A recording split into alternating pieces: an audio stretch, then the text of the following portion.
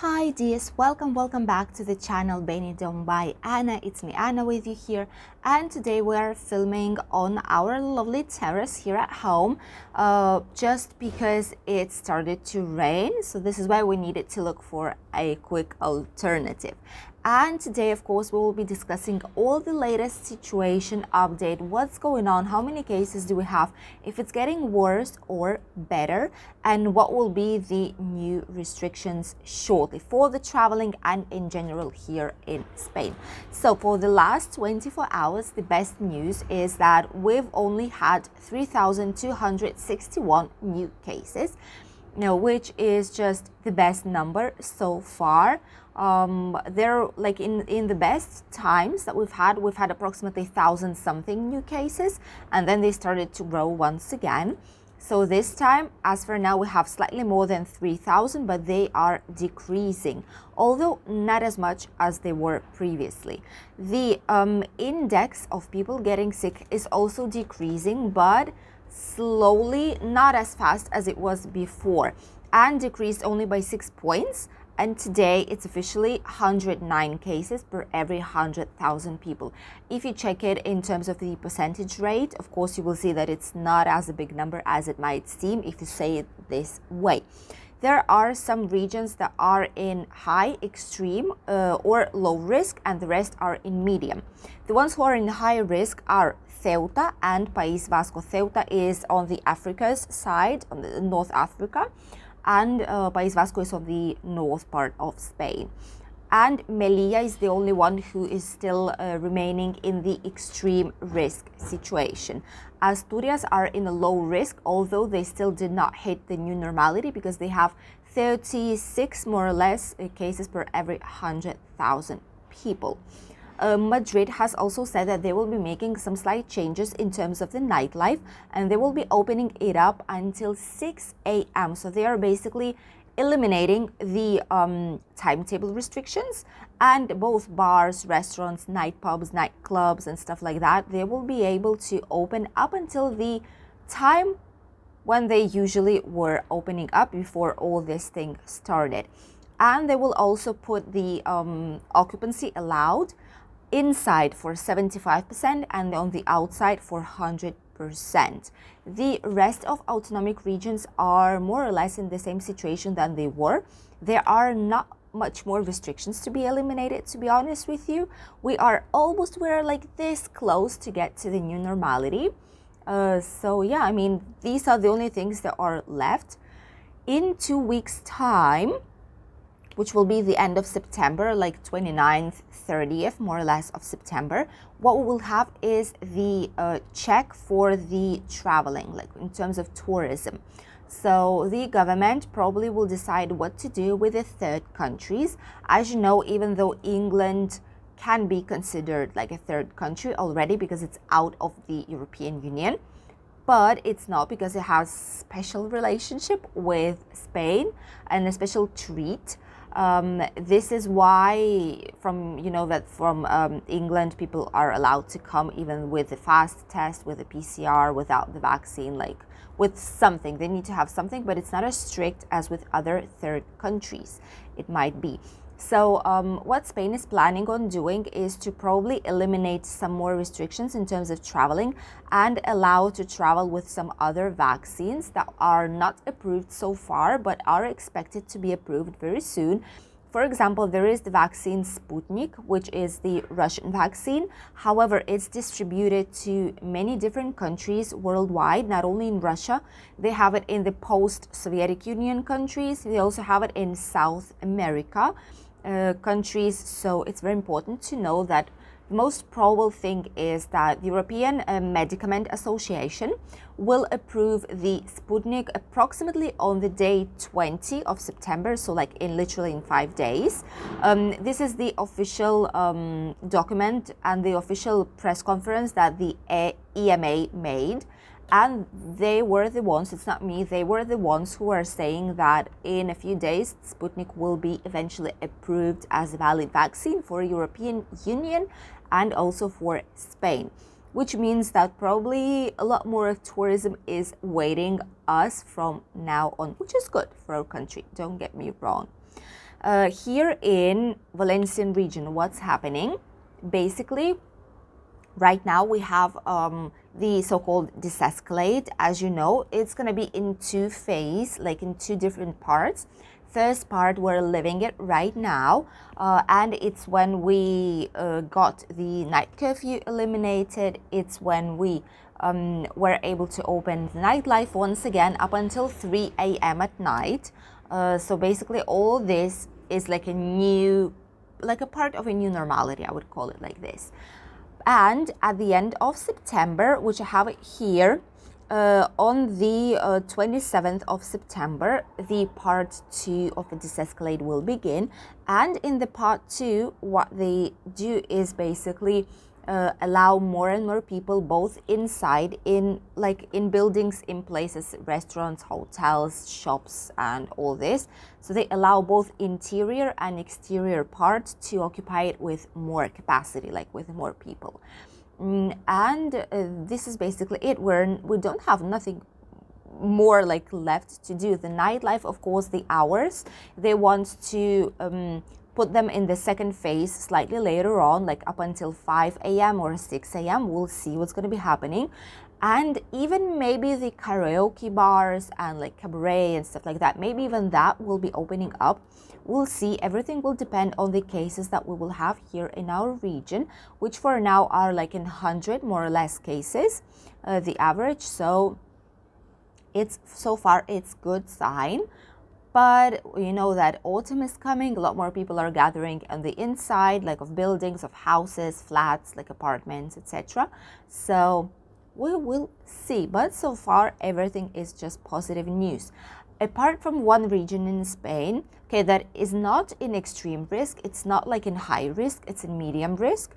But I don't know why, only now and only now in Galicia, the Supreme Court has approved the green certificate to be able to enter restaurants, bars, and etc. You know that Galicia was one of the regions where I was telling you like for a long time that they started to asking the testing, like the certificate and stuff like that, in order to be able to access the inside part of bars and restaurants. They were not asking like it for everyone, but if you went there and they've asked you and you did not have it, you had to leave the restaurant, or you could get like a fine if they would call the police, usual things of the new normality. So this is what was happening, and the Supreme Court has denied several times the green certificate, like the other use of a green certificate here in Spain. But right now, when everything is getting better, suddenly they've approved it. I don't know why. It's very strange, but this is just another example of how unpredictable can our justice be, and the Supreme Court, for when you actually need it, they denied, but then when you do not really need it that much, because like the majority of people are already vaccinated in any case, so this is when they actually say, oh yeah, well, we'll approve that one. Strange, but has happened. None of other regions, they ask for the green certificate to be able to enter somewhere. It's true that, for example, in Canarian Islands and in Balearic Islands, the situation is slightly different. What they do is they might ask for a certificate or for any kind of proof, something, to be able to pass from one island to the other in case they are like in extreme or high risk. This needs to be checked like the day when you travel or the day before, because information changes very, very fast. This is basically what's going on here in terms of the situation. The next news, very interesting one that I found, is about the electricity. You know that here electricity has been rising up and up, like basically non-stop for a long time. Every day we hit the new maximum, and today it's going to be 172 euros with some cents. Like this is a lot, literally. The other day, I've told you on Monday, if I'm not wrong, you can see that Monday news right here. It will be popping up on the screen somewhere. What they basically said, the government, is that they are planning to eliminate two of the taxes. One is the one that is like the average for all the final invoice, which is 5.11%. And the other one is 7%, which is for the generation of the electricity. like to generate the electricity, they charge you like a certain percent. They also lowered the IVA, which is Spanish IVA, a Spanish tax that every single good here in Spain like basically has. Different percentage, but still has. And they lowered it from 21%, which is like for luxury goods and for something not as necessary, non-essential, I would call it. They've lowered it to 10%, which are still not first need products, but like one of the needed ones. And after all that, what happened is all the companies who are here in Spain, like Iberdrola, Naturgy, I don't know, like a lot of them, Netgia, like different companies that offer electricity and gas here in Spain, what they did is they basically said that we will shut down if you do all this. Can you imagine? We were all in shock, and the government also did not expect that coming. The truth is that the majority of the electricity that we still have here comes from the nuclear plants. We have several of them here in Spain. I'm going to put you the map right here somewhere on the screen. You will see it, and you can see that there are different colors. Basically, the red color is those who are still working, like 100% working. Then there are different colors for the ones who already have stopped working, for those who are still like radioactive but are like being cleaned, and for those who are totally okay, they're shut down. There's nothing literally there, nothing to be worried about. So what Spain wants to do, apart from this, what they want to lower all the taxes to help people to pay for the electricity, because it's just crazy the price that we have. They've actually created already a new law that will start from 2035, like the year 2035, where Spain should not be having like none of these nuclear plants. They should all be shut down and like clean and with nothing to be worried about, like totally closed. Just because they want to lower the CO2, they want to lower all the things that are brought into the atmosphere, like the cars, electricity generation and stuff like that, because they want to contribute to minimize the climate change and the temperatures change, and they want to purify the air and things like this. A lot of countries actually right now are quite worried about this situation. So Spain is also one of them, and they are taking some measures long term, but still measures. So apart from the IVA, apart from the taxes, they want to already close in any case these nuclear plants by 2035, and they're just saying that it's not going to be profitable anymore for them to remain open if they will lower up the taxes. Like, how can you say that? I was just in shock when I read it, because they are receiving so much profit right now. These companies are receiving like billions and billions of euros. Like, how do you dare to say that it's not going to be profitable if you were earning so much money like during these few years? Like, it's just crazy on how much they've earned. And now when it's like a desperate need to help the whole population of Spain to be able to pay for the electricity, they are saying that, okay, well, if you lower that, we will probably be shutting down because it's not profitable. Like, how dare you to say that? Like, I don't know, I don't even have words for it. And of course, we know that these companies, they have like huge profits. They've always had, oh, the sun came. That's so nice. It was raining, and now like in a few seconds, the sun came out of nowhere, basically. This is the Spanish weather here. Only some time with the clouds, and then it's sunny back again. So yeah, this is the case. Like, I don't know, they've had so much money earned, and now as soon as we need help, like people need help, they just say, well, then we're just gonna be closed down. Well, closed down, that's it. We will be able to survive. There are a lot of different other ways of energy here in Spain. There might be a slight collapse while we change it, yes. It's going to be a difficult situation, like lack of energy, or maybe Spain will just be purchasing energy from someone else. But like, maybe if they want to close down, maybe that's a good way to go. Then we will change to CO2 neutral country a lot earlier than they are planning, which is also good. So yeah, these are the news about the light right now. But meanwhile, all the decisions are being taken and approved. we still have a lot to pay for it. 172 euros megawatt per hour today, new record. So this is basically what's going on. Also want to say that our government has finally decided for what to do with the minimum salary, minimum wage here in Spain. And what they've said is basically that they will hire it up by 5.3%. So people will be earning, like the minimum wage will be of 1,000 euros. This is without, this is already the fixed money that a person is getting, like 1,000 euros in 14 wages. Here in Spain, what we have is 12 monthly payments plus another 2 that are like extra bonus ones. One is in winter, which is on Christmas, right before New Year and Christmas Eve.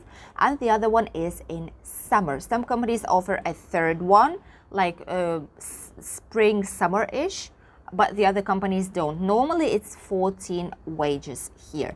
And they want to pay 1,000 euros, which is very, very nice. But there's another negative side of it, which basically is what will happen with the people, with the works, and with the amount of available job positions. There was an independent study made by CEPIME, which is a company that like covers and helps all the companies, like a syndicate kind of thing. And then Randstad, which is an independent company that works in Europe that offers like independent analyses of companies and of the market and different kind of things. So they've did their study and they say that in the next 2 years, with this increase in the salary, there's gonna be a negative impact of between 60,000 and 130,000 lost job positions and job places, especially in those areas who were the most like touched with all the pandemic thing, which is of course tourism, commercial, like in terms of selling, like sales, shops, etc. And of course hosteleria, which is not only hotels, it's bars, restaurants, cafeterias and stuff like that. Because they say the logic, what is the logic here? What they say is, and it's actually true, that if the employer needs to hire up the monthly salary, although not by much, but still it's something, what they will need to do is to eliminate 1 or 2 workers each to be able to confront these new costs, because the country is still not recovered after all this situation that we've had worldwide in general. Well, minus China, because their economy is growing, because we've bought like all the masks, everything we bought was like made in China. So hello, they are perfectly fine, but we are not, as the rest of the world. So yeah, I mean, it's just what it is. We need to hire up the wages slowly. But by the way, from 2016 up until now, like only in 5 years, the wages, they grew by 56%. Which is like a huge, the minimum wage, I want to say, which is just a huge growth. So this is why we also have some problem with the unemployment as well. But it's like a necessary process, you know, to pass in order to stabilize the economy and for people to be able to earn more money, to spend more money, because everything comes up like in a circle. This is what's happening here. Our Benidorm region is still fine. It's still very nice in here, although it was cloudy and there are still some clouds, but sometimes the sun is coming up. It's not hot anymore outside, so you can actually go out to the street to have a nice walk towards the beach any time of the day, starting from now. The sun is also not so aggressive anymore, so you don't need to wear the hat anymore. You don't need to put like 50 plus sunscreen. 30, 35 like is okay, more than enough right now. And we're all fine. We're all going back to our usual work. Well, I'm always here for you, but I mean people who are actually working for someone else. They are returning to hotels, to their job positions, and everything just gets back to normal, which is an amazing, best news ever for us. What's happening with the weather? I want to say that there was a lot of rain here in Spain in general. As you can see on this map, it was raining a lot, but today not as much. Here in our region, we've had like a slight rain, but like, you know, only every now and then, like a few drops, nothing major. You could still stay outside without an umbrella. So today it's better. There are not as many clouds as there were. And it's supposed to be like this here. Only our Mediterranean area is like rain free. All the other parts of Spain, there might be even heavy rain. So a lot of people protect their houses, especially in the areas which are easily covered with water when the rain comes, and those who are situated near the rivers. Tomorrow, there's going to be even better situation, a lot less rain than today. And on Saturday, more or less the same. On Sunday, it's not going to be like barely any rain left here in Spain, only probably some north parts, but nothing more than that. The rest of Spain will be sunny and amazing early autumn weather.